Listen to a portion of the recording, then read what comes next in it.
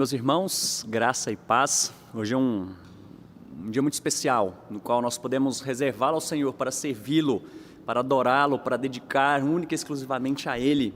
E nesse intuito eu quero convidar para que você abra sua Bíblia em Atos, capítulo 2. Atos, capítulo 2. Nós leremos dos versículos 42 a 47. E perseveravam na doutrina dos apóstolos e na comunhão, no partir do pão e nas orações. Em cada alma havia temor, e muitos prodígios e sinais eram feitos por intermédio dos apóstolos. Todos os que creram estavam juntos e tinham tudo em comum. Vendiam as suas propriedades e bens, distribuindo o produto entre todos à medida que alguém tinha necessidade.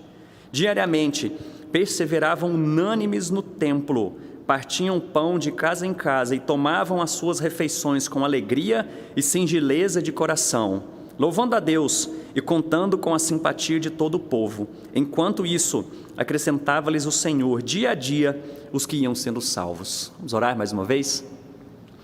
Deus bendito, obrigado pelo tempo que podemos estar diante do Senhor, louvando, adorando, falando contigo, expressando o nosso amor e a nossa adoração a Ti.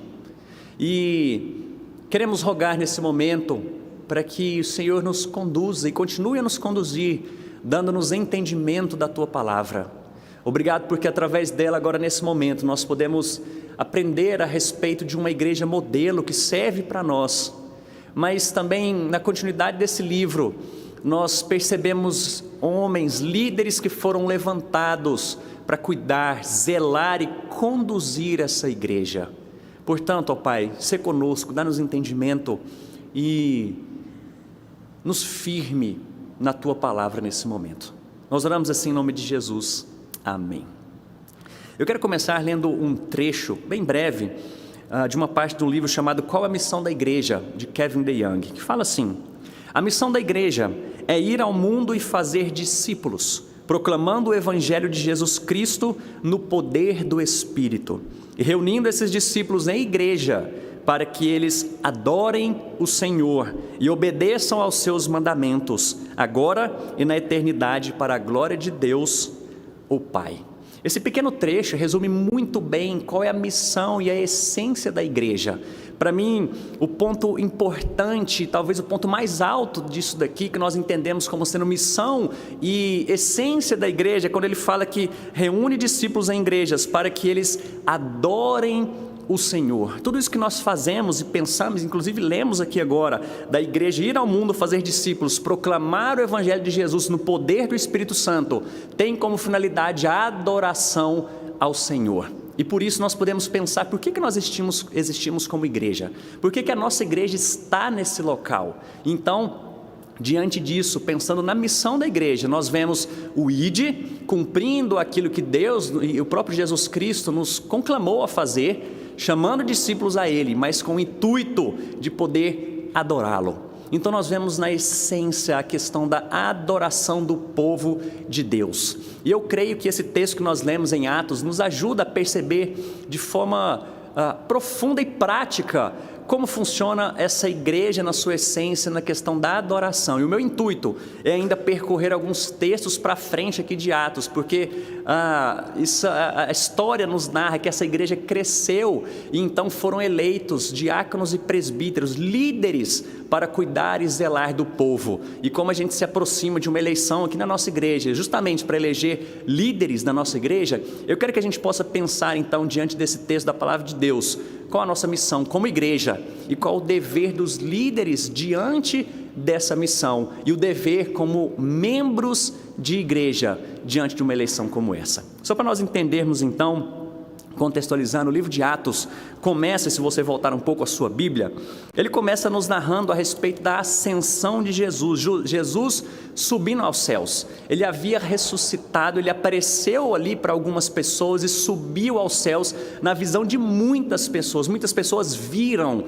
isso, foram testemunhas oculares da subida de Deus, de Cristo aos céus. Só que Cristo traz uma promessa aqui magnífica, grande, para o seu povo, para a sua igreja, quando ele diz, versículo 8 do capítulo 1, mas recebereis poder ao descer sobre vós o Espírito Santo, e sereis minhas testemunhas, tanto em Jerusalém como em toda a Judéia e Samaria, e até os confins da terra. Enquanto Jesus subia aos céus, ele desapareceu no meio das nuvens, e dois grandes varões apareceram ali no meio daquela multidão, e falaram: por que vocês estão olhando para o céu? Agora nós estamos aqui, nós somos a igreja do Senhor. E então logo em seguida tem a escolha de mais um apóstolo para substituir aquele que foi o traidor, e aí sim nós entramos no capítulo 2, que se divide em 3 partes. A primeira parte dessa é a descida do Espírito Santo, conhecida como Pentecostes, e naquele momento pessoas, e que diz aqui o texto, gente de várias partes de toda a terra, de onde era conhecido, eles se reuniam para adorar o Senhor, e ali acontece também algo extraordinário, miraculoso, como línguas de fogo sobre a cabeça deles, no qual cada um fala na sua língua, porém eles se entendiam. Era um ato de adoração ao Senhor. Isso aqui para mim faz clara referência ao que vem lá em Apocalipse capítulo 5, talvez um dos trechos mais belos de toda a escritura, que diz que João teve uma visão e ele chorava porque via um livro fechado. Quem era digno de abrir aquele livro? Então ele vê ali o Cordeiro que é digno de abrir o livro, aquele que é o leão da tribo de Judá. Então no texto, em capítulo 5 de Apocalipse, diz que naquele dia em que Jesus voltar, toda língua, tribo, nação estará reunida diante dele em adoração. E eu creio que isso aqui é um prenúncio então daquilo que vai acontecer na volta de Jesus. Mas então o texto segue e vem um discurso. Eu creio que na sua Bíblia tem inclusive esse título aí, o discurso de Pedro, no qual no final desse discurso 3.000 pessoas, ou quase cerca de 3.000 pessoas foram batizadas naquele dia. E qual que foi a mensagem que Pedro pregou ali naquele momento? Simplesmente Cristo, uma mensagem completamente cristocêntrica, voltada justamente para esse Senhor que se fez carne, habitou entre nós, morreu, mas ao terceiro dia ressuscitou, subiu aos céus e um dia vai voltar para nos buscar. Perceba bem que ele termina esse discurso no versículo 36 dizendo: esteja absolutamente certa, pois toda a casa de Israel, de que a este Jesus que vós crucificastes, Deus o fez Senhor, mostrando aqui toda a sua majestade, o seu senhorio, e Cristo ungido, aquele que era prometido, o Messias que haveria de vir, mas morreu e ressuscitou. E diante desse discurso todo, depois com calma você pode ler todo o discurso, pessoas foram alcançadas pelo Senhor. Naquele dia foram acrescentadas então diante daquela igreja cerca de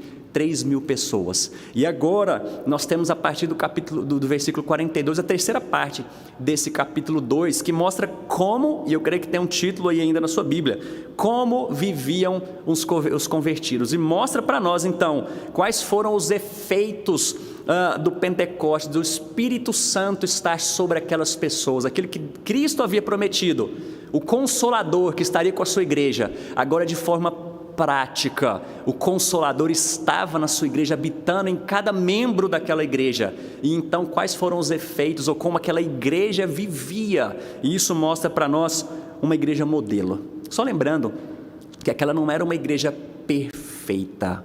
Nós temos aqui uma igreja que é modelo, e isso vai servir para nós quando nós olharmos para os líderes, ou para os líderes dessa igreja, que Deus não simplesmente chama homens perfeitos, mas Ele chama homens modelo, assim como essa igreja é modelo para nós, que nós podemos discorrer e pensar aqui a respeito da essência e missão dessa igreja. A primeira marca, o primeiro efeito que nós vemos aqui, eu vou chamar de marca, que nós vemos dessa igreja, é que era uma igreja que perseverava. Versículo 42 diz para nós, era uma igreja que perseverava na doutrina dos apóstolos. E o que é essa doutrina dos apóstolos? Nós já vimos aqui no versículo 36, que mostra exatamente que é a respeito de Cristo, mas quando nós olhamos para o apóstolo Paulo também, 1 Coríntios capítulo 5, capítulo 15, ele vai dizer, versículos 3 e 4, pois o que primeiramente lhes transmiti, foi o que recebi, que Cristo morreu pelos nossos pecados segundo as Escrituras, foi sepultado e ressuscitou no terceiro dia segundo as Escrituras. Nesse texto, o apóstolo Paulo tenta mostrar ali para aquela igreja, e que serve para nós, qual é o fundamento, qual é a base da nossa fé. E é exatamente isso que era o que aqueles apóstolos, homens escolhidos pelo Senhor Jesus Cristo, pregavam. Esse era o fundamento, a doutrina dos apóstolos. Nada além disso, nada. Simplesmente Jesus Cristo, morto e ressurreto, que fez isso justamente para pagar pela nossa culpa diante da cruz, diante de Deus, assim nos trazendo remissão. Cristo nos comprou diante do seu sangue, diante desse sacrifício que Ele fez, sendo aquele, claro, unicamente, único perfeito, o único que seria capaz de fazer isso por nós. Agora, esse é o fundamento ou a doutrina dos apóstolos. Tudo mais, e claro que a gente vai ver doutrinas dentro do conhecimento que nós temos bíblico, porém tudo se fundamenta exatamente em Cristo Jesus e o que Ele fez por nós naquela cruz. Essa é a doutrina dos apóstolos. Aqueles homens, aquela igreja perseverava. A ideia de perseverar é que eles labutavam, era algo ativo diante dessa busca por conhecimento, de debruçarem diante do Senhor e da sua palavra. Por isso eles perseveravam, eles lutavam por isso, para conhecer, para cada vez mais estarem solidificados nessa base que é o Senhor Jesus e que é a doutrina dos apóstolos. Claro que a gente vai encontrar outros textos dizendo que nós precisamos estar dessa forma solidificados para não sermos empurrados de um lado para o outro com ventos de doutrinas. Eu não sei se você ficou sabendo essa semana de um vídeo que percorreu e viralizou de uma mulher lendo um livro. E ela cita a autoria ali de C.S. Lewis, em um dos seus grandes livros, conhecidos, Carta do Diabo ao Seu Aprendiz, teve alguns outros nomes. Ela começa a ler um trecho assim, e muita gente compartilhou esse vídeo, falando que era de C.S. Lewis, até que algumas pessoas que conheciam profundamente o livro começaram a explicar que aquele trecho não fazia parte do livro. Inclusive a editora soltou uma nota oficial dizendo que aquele trecho não fazia parte do livro, que aquela mulher estava dizendo palavras muito bonitas, mas que não fazia parte do livro.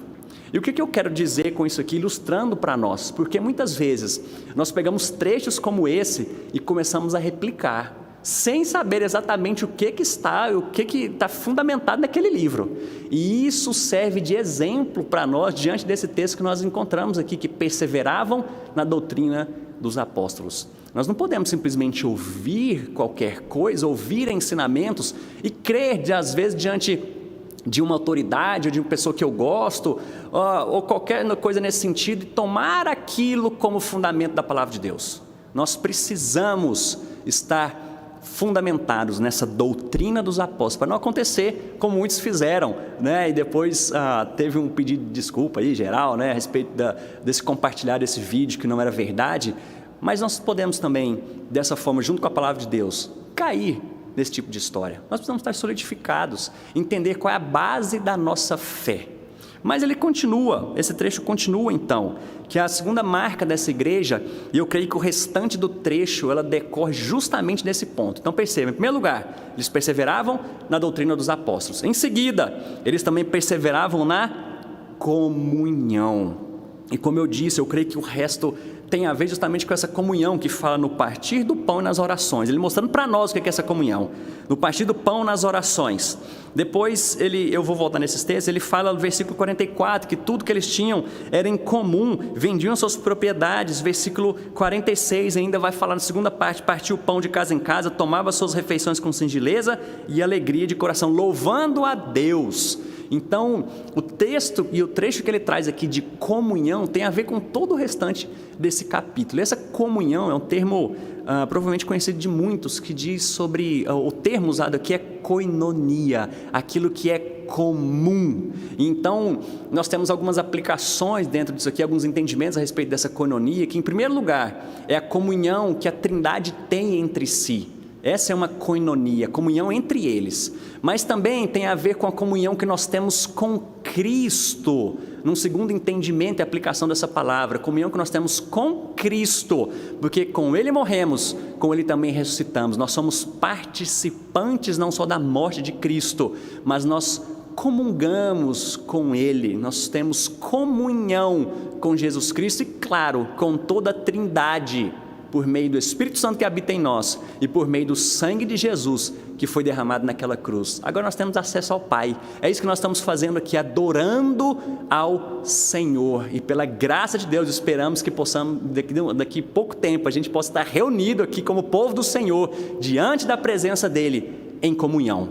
Mas o texto, eu creio que dá uma ênfase maior ainda a uma terceira aplicação para nós dentro de koinonia, aquilo que nós temos em comum, que é a comunhão dos santos. Agora é o povo tendo algo em comum, e aí ele entra a questão da adoração, do partir o pão e tantas outras aplicações aqui que nós vamos correr esse texto aqui agora, pensando a respeito dessa comunhão. E ele diz então, no partir do pão e nas orações. Esse partir do pão não é só a ideia da questão da ceia do Senhor, porque está envolvido isso aqui também, só que mais claramente a partir do versículo 46, porque eles perseveravam diariamente unânimes no templo, partiam pão, e ele fala de casa em casa. Isso provavelmente tem a ver com as refeições que eles tomavam juntos, e isso incluía a questão da ceia do Senhor. Era gente que estava diante da mesa de Deus em comunhão uns com os outros, como igreja, e isso refletia a comunhão deles com o Senhor. Mas eles também falam aqui que eles tinham a questão das orações. Essa comunhão tem a ver com as orações. Se a gente voltar um pouquinho a nossa Bíblia, para o capítulo 1, versículo 14, vai dizer que todos estes, falando da igreja, todos estes perseveravam unânimes em oração, com as mulheres, com Maria, mãe de Jesus, e com os irmãos dela. Percorrendo o livro de Atos, nós vamos perceber que essa era uma igreja que perseverava na oração. Isso era comum entre eles, a questão da oração, serem unânimes, estarem juntos em oração. E esse é um modelo que nós temos aqui para nós, como povo de Deus, como igreja, sermos perseverantes juntos, compartilharmos, termos isso em comum, uma vida de oração uns pelos outros. É o que nós fizemos aqui, o que o presbítero Gustavo fez no início, orando por alguns irmãos que estão precisando da intervenção de Deus na sua saúde. Nós oramos uns pelos outros. Esse é o ponto que o texto nos diz. E olha só que interessante o versículo 43, que para mim é como se Lucas, que está escrevendo o texto, o que ele está dizendo: gente, eu quero mostrar para vocês que essa igreja ele é muito detalhista. Quero mostrar para vocês que eles perseveravam na doutrina, na comunhão, e olha só o resultado disso. E talvez aqui é um parênteses que ele faz, eu quero mostrar para vocês o resultado disso, e depois ele continua discorrendo o que é essa comunhão. Ele fala: em cada alma havia temor, e muitos prodígios e sinais eram feitos por intermédio dos apóstolos. O ponto principal aqui não é simplesmente a ideia de prodígios e sinais que eram feitos por meio dos apóstolos, mas em cada alma havia temor.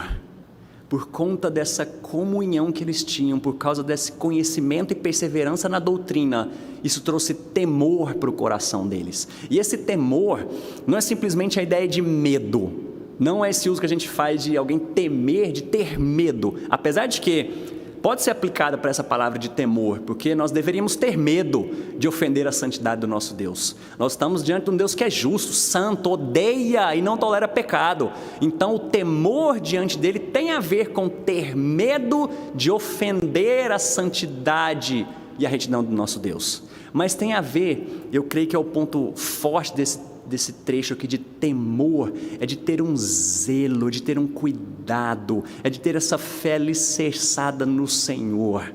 E olha que eles dizem que em cada alma, por conta dessa fé solidificada nas bases da doutrina dos apóstolos e essa comunhão, havia temor. Então ele continua dizendo no capítulo 44 ainda implicações dessa comunhão. Todos os que creram estavam juntos e tinham tudo em comum. Alguns vendiam as suas propriedades e bens, distribuindo o produto entre todos à medida que alguém tinha necessidade. É perceptível que não eram todos que vendiam as suas casas, porque logo mais adiante ele vai dizer que eles se reuniam e partiam o pão de casa em casa. Ou seja, o pessoal tinha casa, mas alguns, vendo a necessidade daquela comunidade, eles partilhavam dos seus bens. E é onde nós vamos entender a história de que dar é melhor do que receber. É a ideia de que nós participamos junto com o sofrimento dos santos, aqueles que padecem. Nós utilizamos aquilo que Deus tem nos abençoado para poder trazer alívio, para trazer misericórdia, e nós ouvimos isso há alguns domingos, a respeito dessa misericórdia de se colocar no lugar do outro. É por isso que eles partilhavam, tinham tudo em comum, para suprir a necessidade dos santos. É por isso, e nós vamos falar, eu vou falar isso depois no final, porque nós temos algumas medidas, como por exemplo a Páscoa Solidária. É exatamente para a questão de comunhão, para a questão de suprir as necessidades daqueles que padecem. Mas ele continua, versículo 46, essa comunhão não era simplesmente nesse partir do pão e tudo mais, isso também refletia na adoração que eles tinham em comum, em conjunto. Diariamente perseveravam unânimes no templo, partiam pão de casa em casa e tomavam as suas refeições com alegria e singeleza de coração, louvando a Deus. Isso aqui mostra como é que era a dinâmica de culto daquela igreja e daquele povo. Eles perseveravam diariamente. E eu entendo que isso aqui era uma questão também da própria época deles, né? Que eles podiam estar no culto diariamente, coisa que eu acho que nós também poderíamos, mas Deus hoje nos chama, talvez de uma forma até mais fácil, para nós separarmos um dia na semana para Ele, cultuarmos ao Senhor.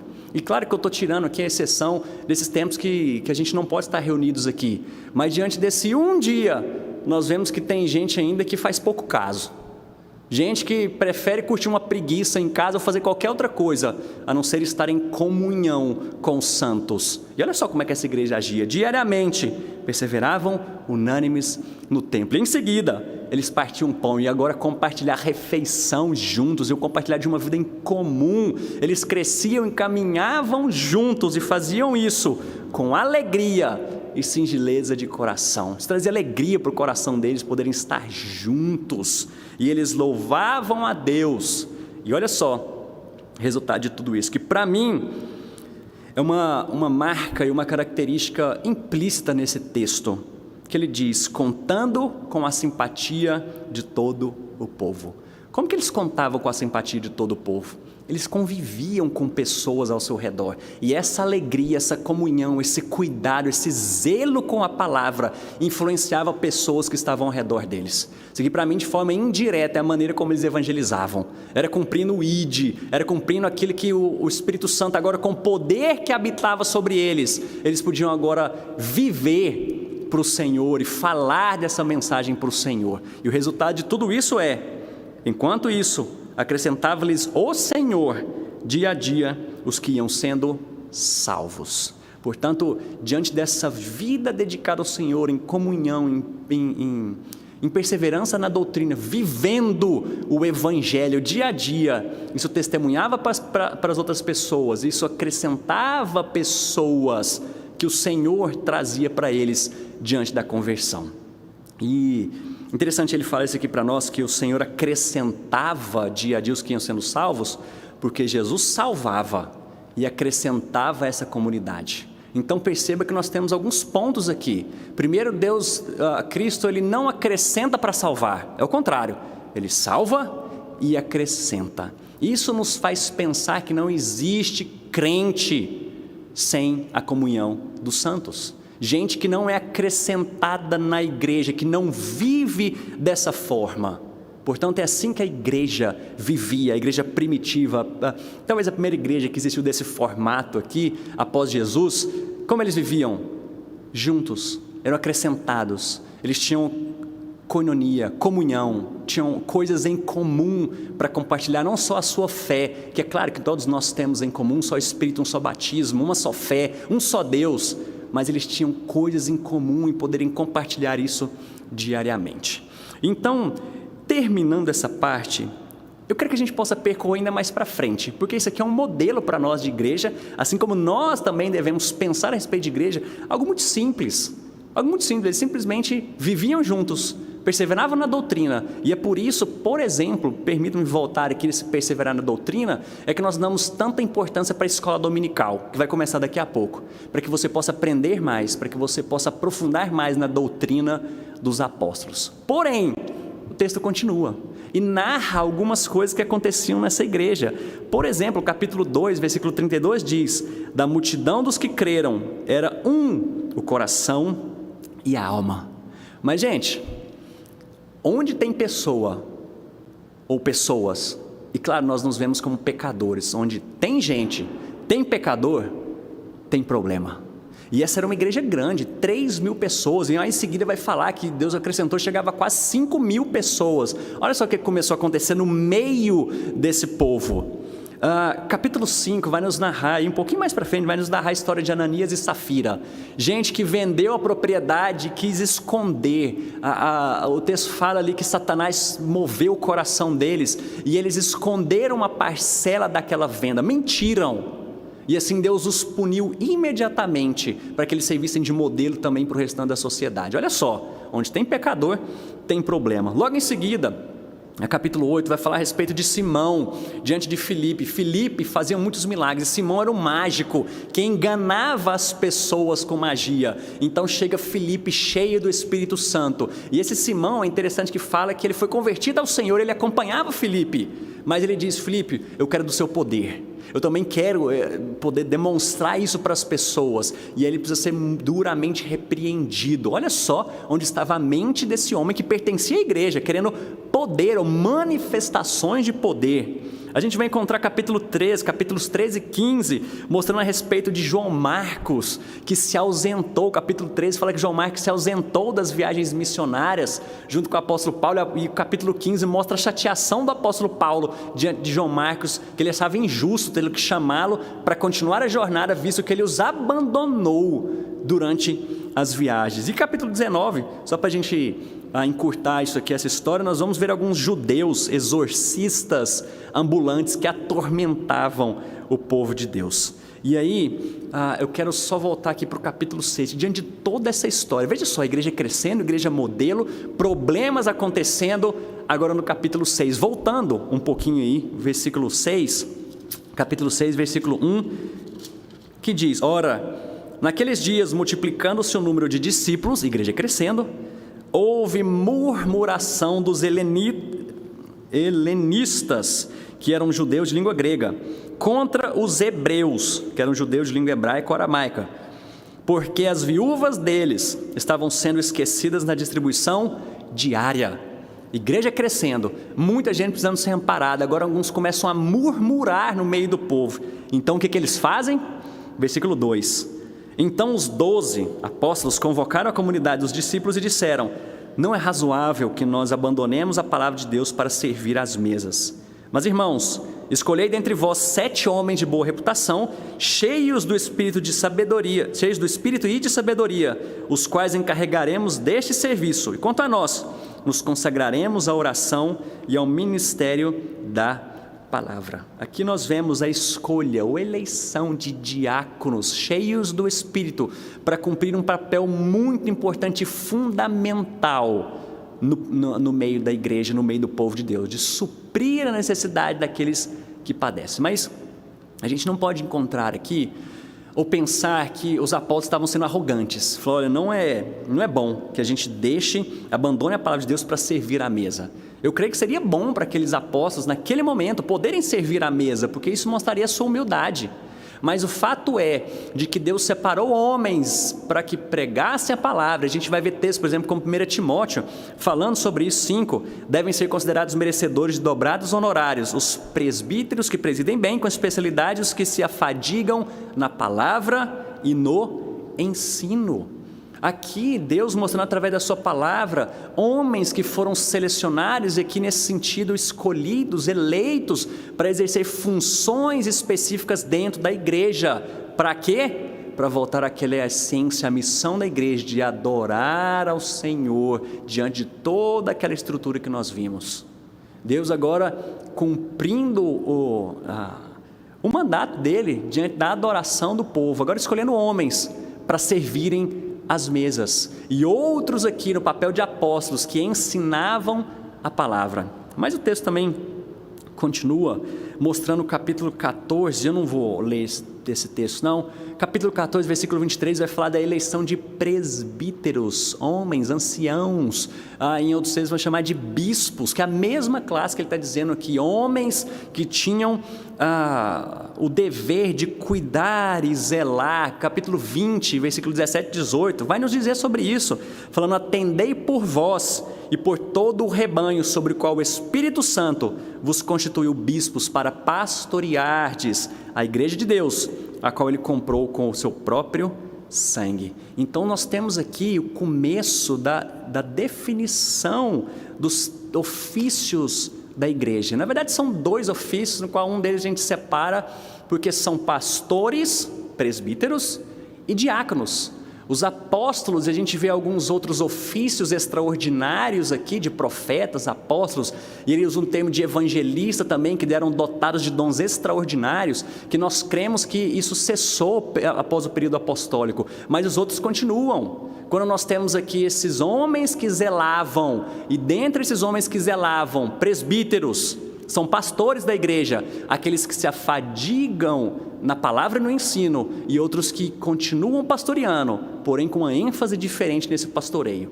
E diáconos, que são aqueles que servem à mesa. Olha só a importância desses ofícios para o cumprimento daquilo que Deus designou, Cristo designou para a sua igreja, que é ter um povo adorando ao Senhor. E nisso, eu já parto para o final e concluindo, nós estamos prestes a ter uma eleição na nossa igreja, e a gente precisa prestar muita atenção diante da nossa essência, nossa missão como igreja. Isso precisa ser preservado. É aquele texto que eu li lá no começo, Deus chamando pessoas através do ID, fazer discípulos, reunindo esse povo em adoração ao Senhor. Só que a igreja cresce, e diante de tudo que estava acontecendo ali, agora Deus determina a eleição de homens para zelarem diante dessa missão da igreja. E olha só a importância do voto e da eleição diante dos membros, diante dos dever que os membros têm, a responsabilidade dos membros diante disso. Mas eu quero que a gente possa pensar aqui, dentro das qualificações que é trazido para nós, 1 Timóteo, Tito, Romanos vai falar sobre isso, 1 Coríntios vai falar sobre isso, as qualificações de presbíteros, e aí a diferença que nós fazemos dos presbíteros regentes e docentes, aqueles que se afadigam na palavra no ensino, e os regentes que cuidam e zelam e presidem a igreja, cuidam da igreja, pastoreiam de maneira geral, e dos diáconos. A exigência é muito alta, porque ele vai trazer termos lá como família, como homens que não são dados ao vinho, porque não se deixam dominar por qualquer outra coisa que não seja o Santo Espírito. Vai falar sobre o zelo com homens de uma só mulher, que cuidam dos seus filhos, que são exemplo. Agora olha só, eu quero trazer de novo a ideia, nós temos aqui uma igreja que é modelo, não perfeita, mas modelo. Agora diante disso, dessa igreja, desse zelo, desse cuidado, agora Deus escolhe homens que são modelo, não são perfeitos, mas são modelo para a igreja, para que elas tenham justamente, a igreja tenha sempre o foco da adoração e o serviço ao Senhor. Por que essa qualificação é tão alta, tão exigente? Porque esses homens são modelo, esses homens servem de modelo para toda a igreja, como aqueles que cuidam, que zelam do povo, que estão interessados no amor de Deus, aqueles que são chamados para pastorear. Olha só Hebreus capítulo 13, lembrem-se de seus líderes, aqueles que falaram a palavra de Deus, considerem o resultado de suas vidas e imitem sua fé. 13:17, obedecei a vossos líderes e submetei-vos a eles, porque eles estão zelando por vossas almas.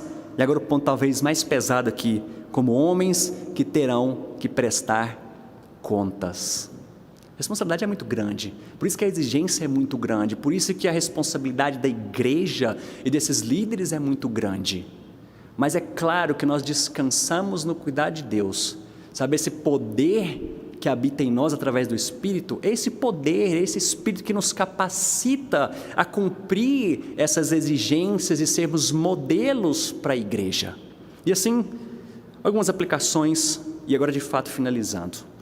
Para os homens que serão indicados, quero dizer para vocês, coragem, sejam corajosos, porque apesar da grande demanda, da grande exigência, sabemos que nós teremos que prestar contas ao Senhor da igreja, ao noivo. Entenda quem habita em você, entenda quem te chama, quem te capacita. Homens, coragem. Para a igreja, eu quero trazer para você aqui também, algo que eu já disse, em certo aspecto, orem por isso. É um momento muito importante da nossa igreja, é importante a presença, é importante estarmos aqui, virmos aqui, aquela luta que a gente sempre tem para dar coro, para ver se a reunião vai... Gente, isso é uma missão primordial dentro do povo de Deus, escolher os seus líderes que guiarão o povo dentro, e guiarão a igreja dentro da sua missão. Então vejam, entendam essa responsabilidade e orem.